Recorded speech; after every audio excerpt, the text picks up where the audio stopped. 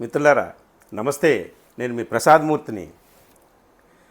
Dialogue డెలివరీలో కానీ ప్రపంచాధినేతల మధ్య పోటీ పెడితే నా సామి రంగా మన ప్రధాని నరేంద్ర మోడీ గారిని కొట్టే మొనగాడు ఈ ప్రపంచంలో ప్రస్తుతం వర్తమాన కాలంలో లేడు.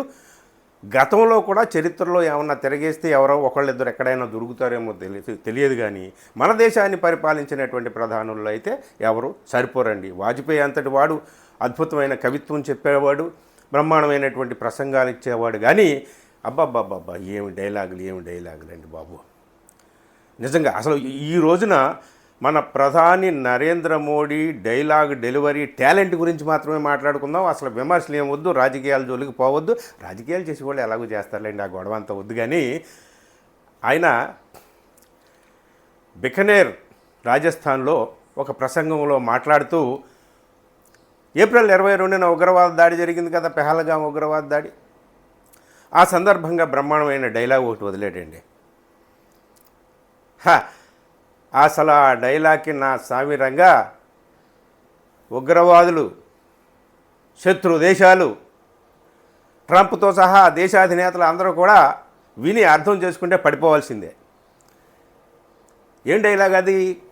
ఆయన ఏమన్నాడంటే,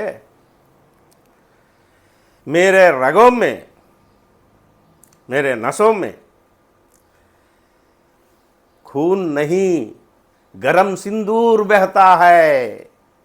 ఏమి డైలాగ్. మనకి ఆ దానవీర సూరకర్ణంలో ఏమంటిరి అని ఎన్టీ రామారావు గారు లాంటి డైలాగులు, మేరే పాస్ మా హై అనే అమితాబ్ బచ్చన్ లాంటి డైలాగులు, ఇవన్నీ గుర్తుండిపోతాయి కదా.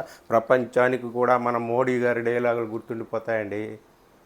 ఏమనుకుంటున్నారో, మేరా దిమాగ్ ఠండా రహతా హై, మేరా దిల్ గరం రహతా హై. ఎవరన్నా మాట్లాడారా? ఆ ట్రంప్కి ఏమన్నా వచ్చా?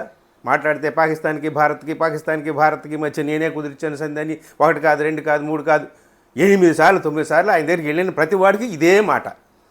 ఒరే నాయన ఆగరా బాబు అని చెప్పి మాట్లాడుతున్నా సరే, మన వాళ్ళు అంటున్నా సరే ఆయన ఆగట్లేదు. అది వేరే విషయం. కానీ ఏమైనా డైలాగ్ డెలివరీ అబ్బా సూపర్ అండి, సూపర్ మా.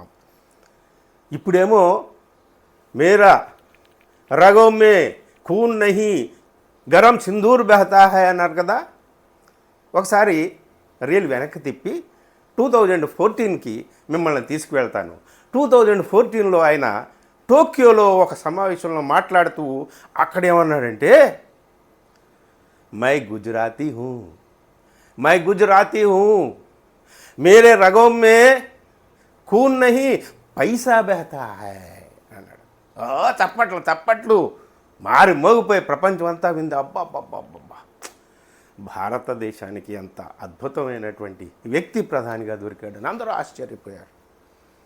విమర్శించే వాళ్ళు విమర్శిస్తారులేండి అనుకోనివ్వండి.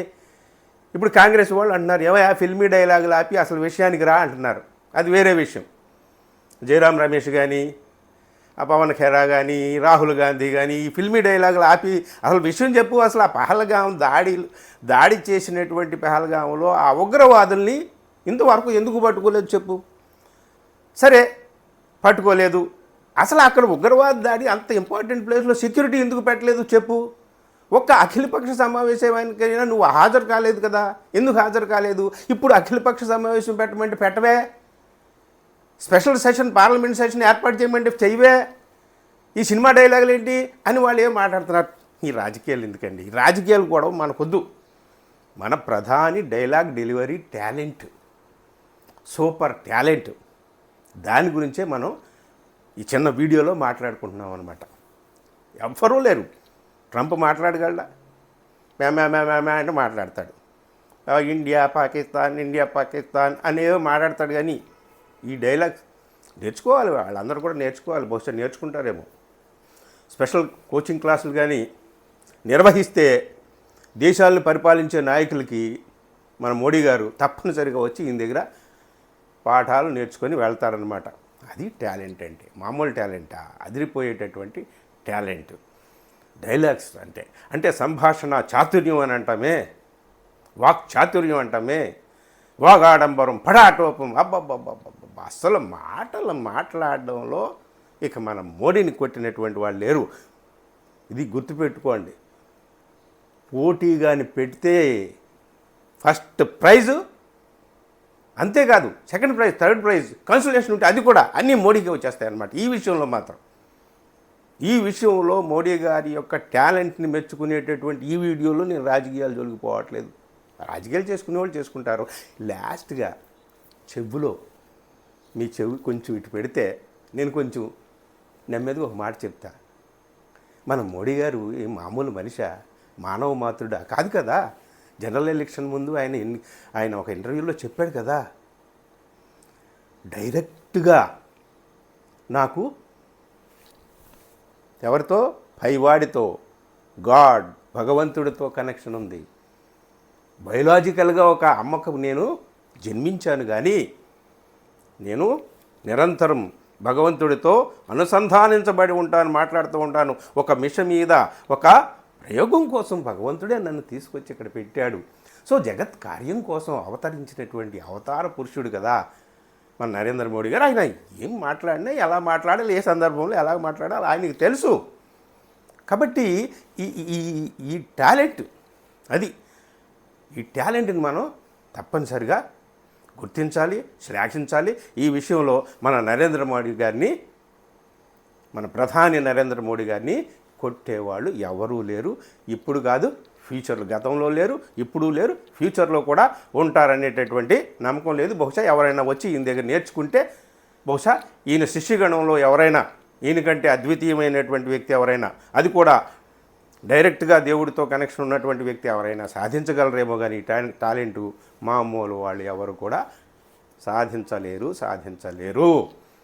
ఆయన రక్తంలో ఎప్పుడు ఏం ప్రవహిస్తుందో, ఆయన నరాల్లో రక్తం కాకుండా ఎప్పుడు ఏం ప్రవహిస్తుందో ఎవరు చెప్పలేరు. బయోలాజికల్గా మీరు ఆరాలు తీసి సైంటిఫిక్గా ఇది ఎలా కుదురుతుందండి? నరాల్లో రక్తం తప్ప పైసలు ఎలా ప్రవహిస్తాయి, సింధూరం ఎలా ప్రవహిస్తుంది అని ఈ బయోలాజికల్ క్వశ్చన్స్ ఇవన్నీ వేయకండి. ఆయన ఎప్పుడో చెప్పాడు, బయోలాజికల్గా రావడం అనేది అది చాలా నిమిత్త మాత్రమైనటువంటి అల్లా తప్ప మనుషులకు సంబంధించినటువంటి, ప్రాణులకు సంబంధించినటువంటి వ్యవహారం అది. ఈయన స్పెషల్ అవతార పురుషుడు కదా. సో అందుకనే మన ప్రధాని వాక్ చాతుర్యం, డైలాగ్ డెలివరీ టాలెంట్, దీన్ని మాత్రం మనం మెచ్చుకోవాలి, మెచ్చుకొని తీరాలి. నిజంగా అద్భుతమైనటువంటి ఆ వ్యక్తిని మనం ప్రధానిగా పొందినందుకు ఆనందపడాలి, సంబరపడాలి, చప్పట్లు కొట్టాలి, అంతే. అంతకు మంచి ఇంకేం మాట్లాడడానికి వీల్లేదండి. ఈ వీడియోలో ఇదొక్క మాటే చెప్పడానికి నేను మీ ముందుకు వచ్చాను. Thank you very much.